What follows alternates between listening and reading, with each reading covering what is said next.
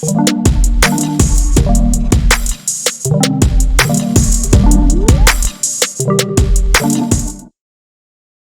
everyone, welcome back to EricaTV, and today I want to talk about a sort of sensitive topic, but a very important topic that I feel like it needs to be discussed. But before we get into this discussion, make sure you hit that subscribe button and also give this video a thumbs up. And also follow me on Instagram at Eonce with 3 underscores. So today I want to talk about a topic that was discussed on The Real. If you watch the TV show, you know they discuss a lot of different topics, but this topic is about natural hair. Now, the study found that a majority of people, regardless of race and gender, held some bias towards women of color based on their hair. The strongest bias of natural hair came from white women who said that it was less sexy and less attractive.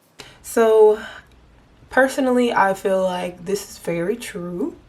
And I feel like ever since I was a child, our parents, especially in my generation, I was born in the 90s, but I feel like that generation or that time period, everyone was straightening their hair and putting in perms, not really wearing the fros, the jerry curls like before. So during the 60s and 70s, fros were in and popping.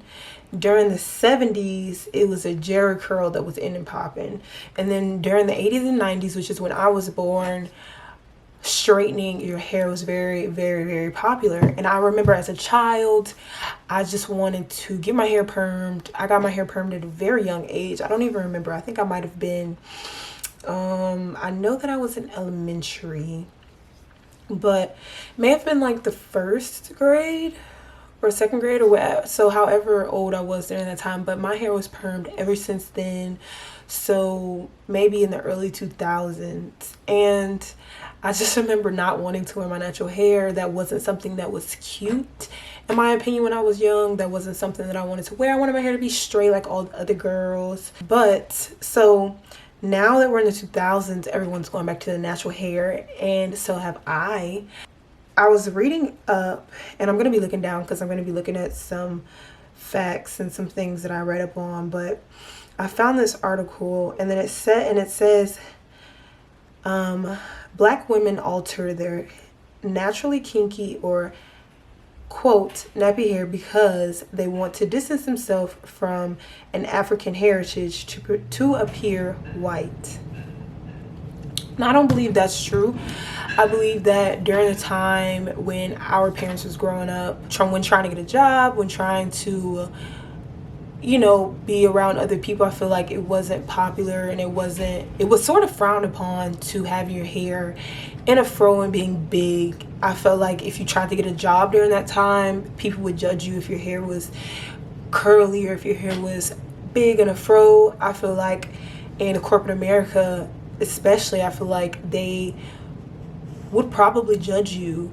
And this is just something that I kind of get from stories that I've heard, things that I've heard, and from people that I've heard things from that grew up during that time period. But I feel like it was very difficult. And so for me, I even to this day, I still feel a little hesitant to wear my natural hair in the workplace. Not natural hair period, but like I would be sort of hesitant to wear my hair like this in the workplace. I don't know, I still get a sense of that isn't professional, and I still get a sense of, you know, maybe you should put it down in a bun or something.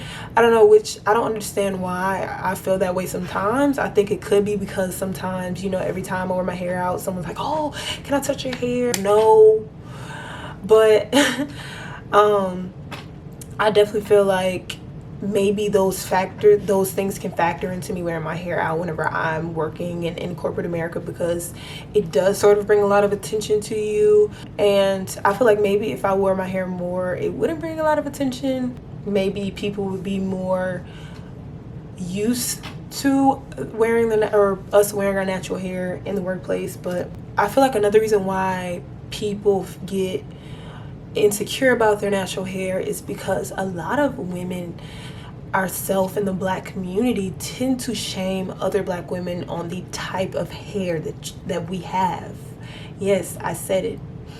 We there's so many different hair textures in the natural hair community, and I feel personally that other women of the Black community sometimes make other women feel like their hair isn't as good, or they don't have beautiful hair because maybe their hair texture isn't as loose, or maybe their hair texture isn't less curly as theirs is, or maybe, you know, their hair isn't as, the curls aren't as defined, or maybe they have 4C hair versus having 2B hair, you know. And I have definitely experienced this personally. I have experienced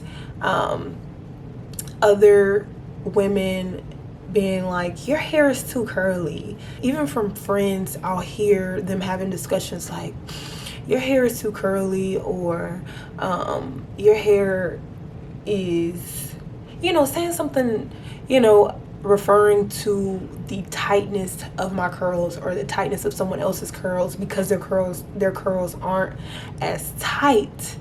And I feel like that's another reason why women can be insecure, because if you are hearing that from people of your own race, then you will really begin to get a little bit more insecure about the subject. So I really feel like that's something that we need to stop doing to each other, because I feel like there's no such thing as a perfect hair type. There's no such thing as good hair. All of our hair is good, and just because your hair may be looser than someone else's, or your curls are a little bit more defined than someone else's, it doesn't put your hair on a higher pedestal, which I feel like that's something that has been appropriated, or something that has been the norm in today's society, because I feel like the looser your curl, the longer your curl, that's what people tend to think is good hair.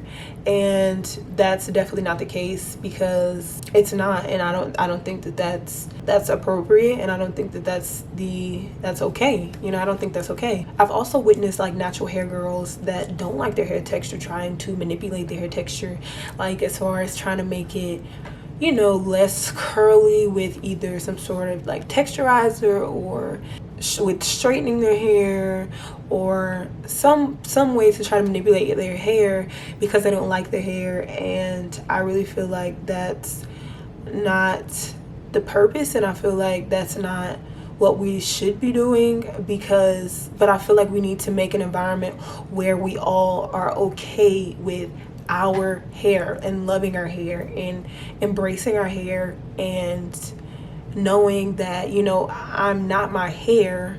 As she said on the reel, she said, I am not my hair, which I really love that statement, because it was a point where my hair was like everything. Like if my hair wasn't done, if my hair wasn't laid, slayed, slick and sleek, then I looked a mess, you know. And that's another thing, like, we're not our hair. Like, I feel like, now don't go around looking like Boo Boo the Fool with your hair looking a mess, but I feel like we try to put too much identity into our hair the way that we wanted to, instead of putting our identity into our hair the way that it already is. And I think the major thing is, I feel like even though other people, and through this study, other people have a bias towards natural hair women, I feel like we are allowing them to create that environment by being ashamed of our own hair, and not wearing our own hair, and not embracing our own hair. I feel like once we do that, once we get to the point where we can, you know, comfortably wear our hair and not feel ashamed about it, not feel insecure about it, I feel like that's whenever society will start embracing our hair too. And I feel like we've been doing a good job of that lately, especially in between 2018, 2020, even a little bit before that. I feel like natural hair, we're starting to embrace our natural hair more than what we were in the 90s and the 80s. Once we are able to do that, then society will be able to embrace our hair, and there won't be much of a bias. You know, I feel like there won't be much of a bias. I mean, people are gonna have a bias regardless if they feel like it. I mean, I feel like you can't change someone's heart, but I feel like as a majority we can change the perception if we start to embrace our own hair and stop talking about other people's hair, and just love and embrace everyone's hair. There's no such thing as perfect hair. We need to love our hair and embrace our hair, and there's no such thing as a perfect type of hair. I feel like all of our hair is perfect because baby, my hair perfect. So it's taken me a while to get to this point that I am now, and it's taken a lot of, you know, digging and self-finding, but I definitely know, like, whenever I first started my hair journey, I didn't get as much love towards my hair. My hair was shorter, but that's another thing. I feel like when your hair is short, people feel weird about that. But I just wanted to come and talk about this because I feel like this is a very important topic. It's something that needs to be addressed. Now, to this day, I don't have an issue with wearing my natural hair. I love my natural hair, and I will continue to love my natural hair. I feel like another thing, I feel like people think that we wear weaves and wigs to make our hair straight, seem straight, or whatever, but it's not. For me personally, and for a lot of other natural hair women, that's not the case. It's a protective style, and we're doing it so that we aren't continuously damaging our hair by either straightening it or putting in, you know, dyeing our hair. Hence, this is not a dye, this is a hair wax. I just made a video on this, so if you want to go check that out, please do so. But so we don't damage our hair, so that we are allowing our hair to grow and keeping our hair nice and healthy. Those protective styles is what that is for.